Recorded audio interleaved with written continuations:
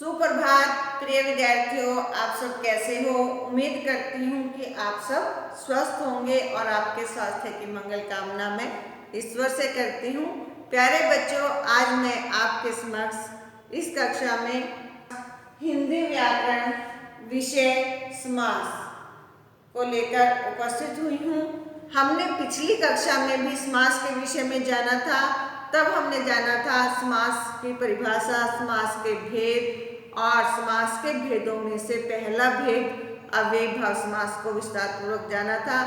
आज इस कक्षा में समास के दूसरे भेद को जानेंगे। दूसरा भेद है तत्पुरुष समास। अब तत्पुरुष समास के आगे फिर भेद भी होंगे, उन भेदों को भी आज विस्तार पूर्वक जानेंगे। तो सबसे पहले तत्पुरुष समास को देखें, इसकी परिभाषा को जान लें। इस समास में दूसरा पद प्रधान होता है तथा पहला पद गौण होता है। समास करने पर दोनों शब्दों के बीच विभक्तियों परसर्ग का लोप होता है। तो दोनों शब्दों के बीच जो विभक्तियां होती हैं, परसर्ग चिन्ह जो होते हैं, उनका लोप हो जाता है, वो खत्म हो जाते हैं वहां से, और फिर बनता है तत्पुरुष समास। तो देखिए, जैसे धन से हीन, ये यहाँ पर आपको समास विग्रह दिया है और कहा भी था दो शब्दों के बीच जो विभक्ति होती है, कौन सी विभक्ति है? से। धन से हीन, तो जो विभक्ति है उसे उसका क्या कर देंगे?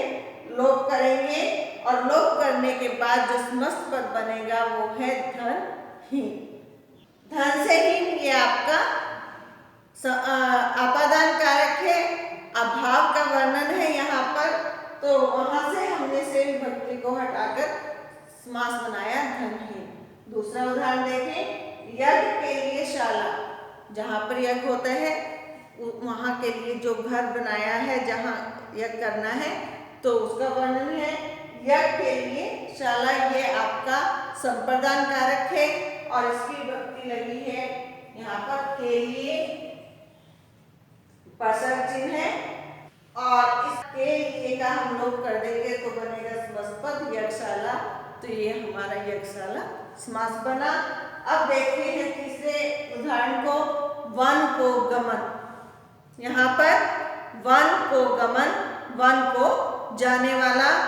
अब को यहाँ हमारी विभक्ति लगी है, परसर्ग चिन्ह क्या है? को। परसर्ग चिन्ह का हम लोप करेंगे और फिर समास बनेगा वन गमन। ये हमारा तत्पुरुष समास का वर्णन है। इसमें हमारी 6 विभक्तियों का वर्णन होता है। कर्ता कारक और संबोधन कारक को छोड़कर बाकी के 6 कारक तत्पुरुष समास के अंतर्गत आते हैं। तो आइए तत्पुरुष समास के भेदों को भी जान ले। देखिए तत्पुरुष समास के भेद। तत्पुरुष समास के प्रमुख 6 भेद होते हैं।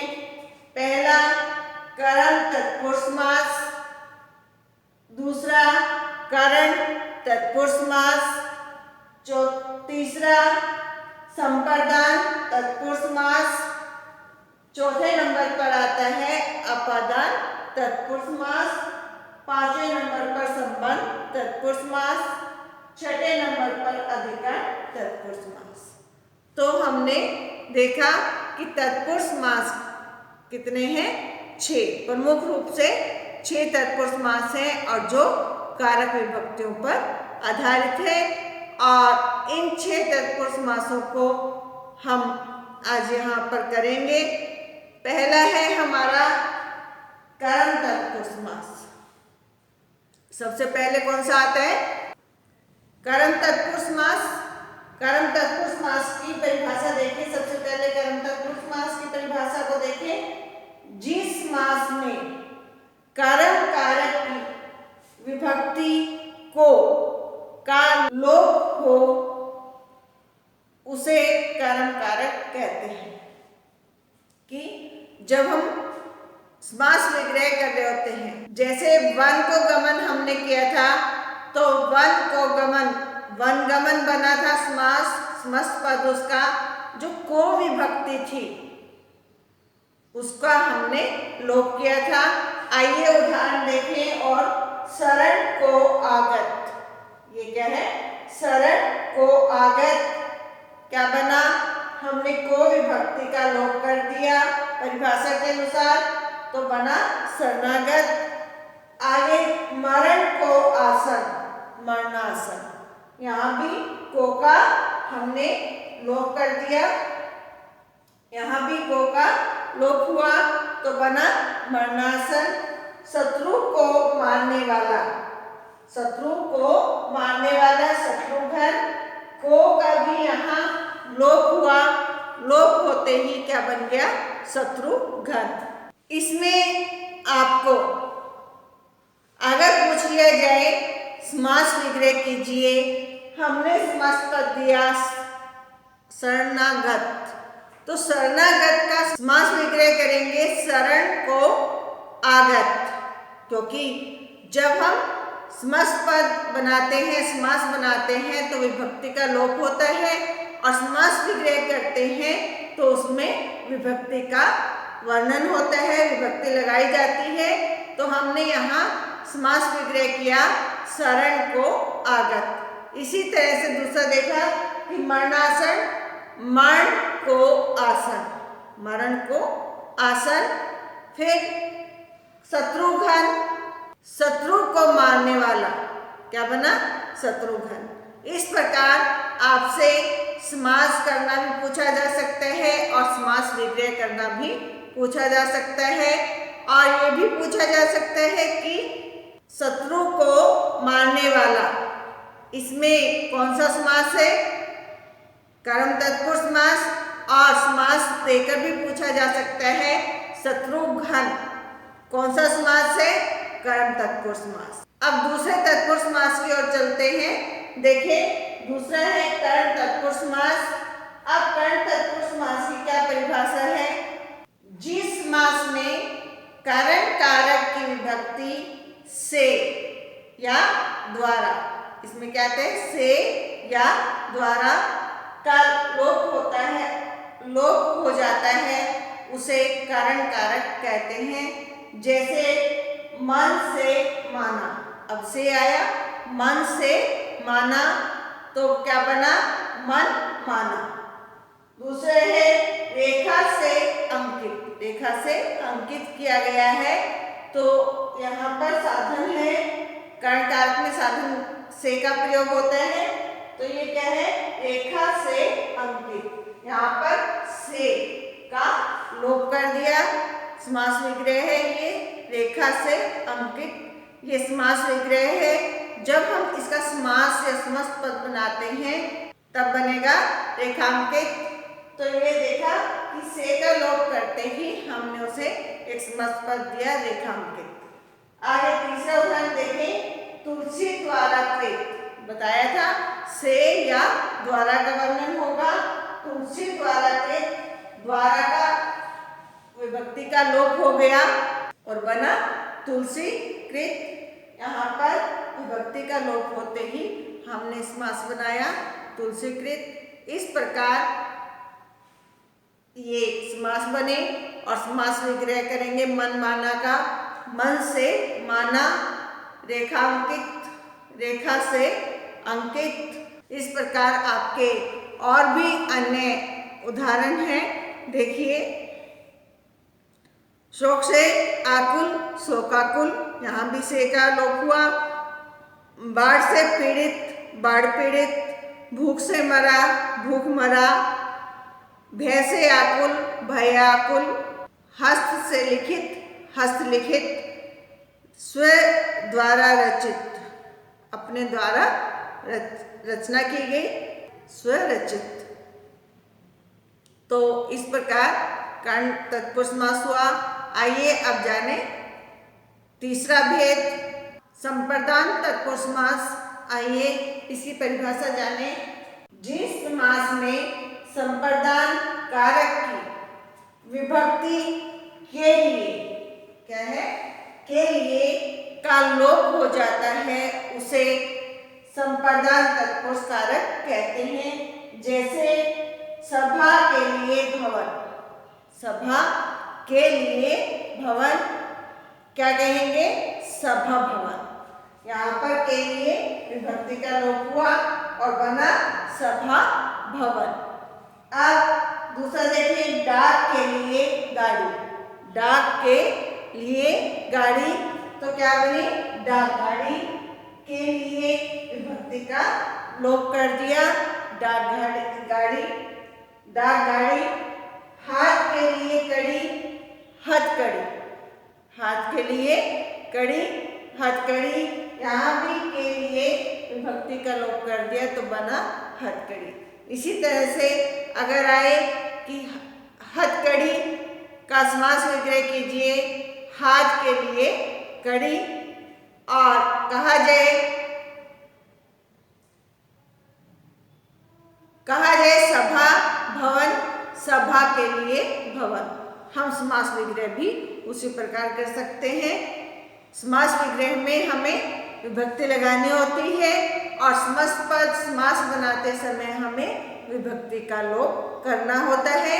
अब चौथे भेद की ओर चलते हैं जो है आपादान तत्पुरुष समास।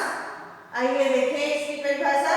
जिस समास में आपादान कारक की विभक्ति से, हमने कर्ण कारक में भी से लगाया था मगर वहां द्वारा था, कोई साधन था से, यहाँ पर से अलग होने के भाव में, वहां पर कोई चीज है तो उसको अलग करना है, वहां पर आपादान कारक का प्रयोग होता है। और आपादान कारक का चिन्ह विभक्ति है से, अलग होने के भाव में। अगर से का लोप हो जाता है तो आपादान तत्पुरुष समास कहलाता है। देखिए दोबारा, जिस समास में आपादान कारक की विभक्ति से अलग होने के भाव में से का लोप हो जाता है उसे आपादान तत्पुरुष समास कहते हैं। जैसे आइए उदाहरण देखें, ऋण से मुक्त, क्या है, ऋण से मुक्त, उसको आप ऋण नहीं देना, वो ऋण से मुक्त हो गया है तो क्या कहलाया, ऋण मुक्त। हमने से हटा दिया और से हटाते ही क्या बन गया, ऋण मुक्त। दूसरा उदाहरण देखें, देश से निकाला, देश से निकालना मीन देश से अलग होना, ये आपादान कारक में आता है। और जब से विभक्ति को हटा देंगे तो बनेगा देश निकाला। ये देश से निकाला समास विग्रह है और समास बनेगा देश निकाला। अब देखते हैं तीसरा उदाहरण, दया से हीन, क्या है, दया से हीन, अभाव है तो यहाँ पर से का लोप हो गया और बना दयाहीन। इसी तरह से समास विग्रह भी होगा, ऋण मुक्त, ऋण से मुक्त समास विग्रह हो गया और ऋण मुक्त समास। तो इस प्रकार हुआ आपादान तत्पुरुष। आप देखते हैं पांचवा भेद संबंध तत्पुरुष समास। देखिए परिभाषा, जिस समास में संबंध कारक की विभक्ति का, के, की, का, के, की का लोप हो जाता है उसे संबंध तत्पुरुष समास कहते हैं। जैसे घोड़ों की दौड़, घोड़ों की दौड़, घुड़दौड़, की का लोप होते ही क्या बन गया, घुड़दौड़। अब आगे देखिए, शिव का आलय, शिव का विभक्ति का प्रयोग हो रहा है, शिव का आलय, का लोप करते ही क्या बन गया, शिवालय। प्रेम का सागर, प्रेम का विभक्ति का लोप करके समास बनता है प्रेम सागर। अब आगे छठे भेद की ओर चलते हैं। छठा भेद है अधिकरण तत्पुरुष समास। जिस समास में अधिकरण कारक की विभक्ति में पर में पर का लोप हो जाता है उसे अधिकरण तत्पुरुष समास कहते हैं। जैसे लोक में प्रिय, में आया, ये क्या है? अधिकरण कारक की विभक्ति में है और इस में का लोप होते ही समास बन जाएगा लोकप्रिय। अब दूसरा देखें, आत्मा पर विश्वास। क्या कहा था? में और पर विभक्ति का लोप हो जाता है, तो पर आया, पर भी क्या है? अधिकरण कारक की विभक्ति चिन्ह है पर, और इसका लोप होते ही समास बन जाएगा आत्मविश्वास। तो पर का लोप किया, बना आत्मविश्वास। अब देखें तीसरा उदाहरण, दान देने में वीर। जो दान देने में वीर है, में आया, यहाँ पर भी इस में का लोप होते ही समास बन जाएगा दान में। तो देखा कि किस प्रकार हम समास बनाए। अगर समास विग्रह बनाना है तो दान देने में वीर।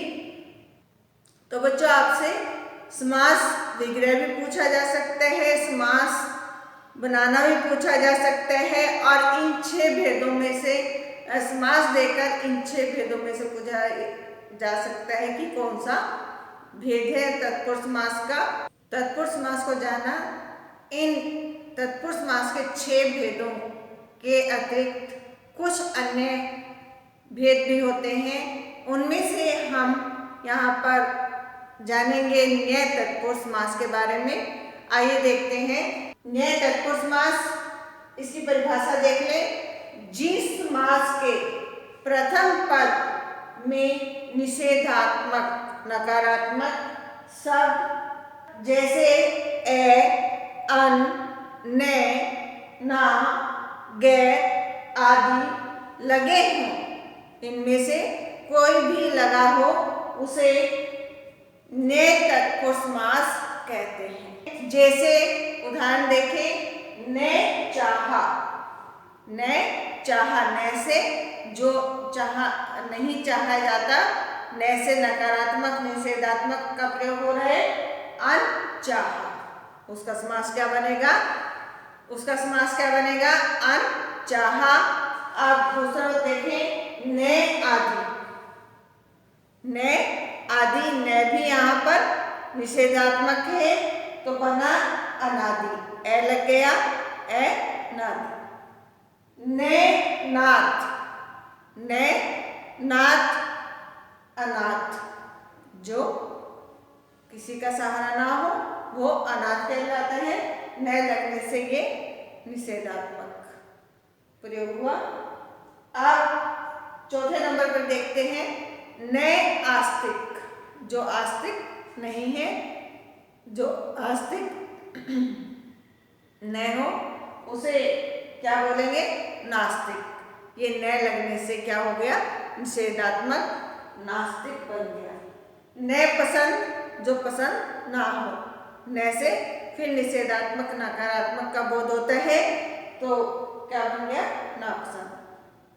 तो हमने इन 6 भेदों के अलावा एक और अन्य भेद देखा जो है न्याय तत्पुरुष समास। तो प्यारे बच्चों, आज हमने इस कक्षा में तत्पुरुष समास को विस्तार से जाना।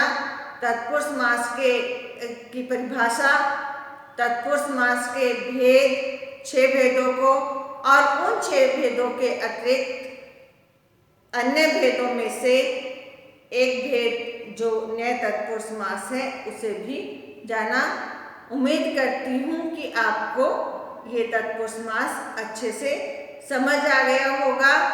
आप भी इस समास को पुनः एक बार पढ़कर देखें, और अगर कुछ समझ ना आए तो आप मुझसे पूछ सकते हो। तो प्यारे बच्चों, अगली कक्षा में हम फिर समास के अन्य भेदों के साथ आपसे मिलेंगे। तब तक आप अपना तत्पुरुष समास के भेदों को अच्छे से पढ़ते रहिएगा। स्वस्थ रहिए। धन्यवाद।